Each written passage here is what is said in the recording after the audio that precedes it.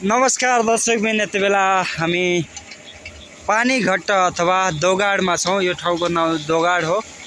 देख्न सक्नुहुन्छ यति बेला हामी पानी घट्ट यहाँ छ, जो पानीबाट चल्ने गर्दछ।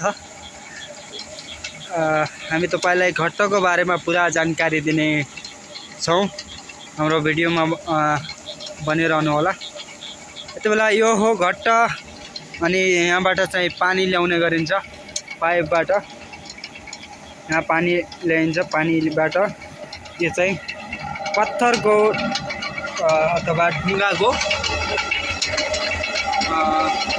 यसरी घट्ट किनिन्छ।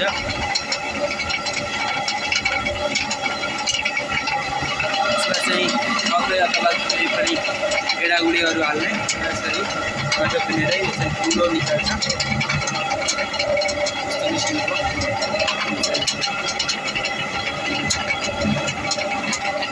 हेर्न सक्नुहुन्छ।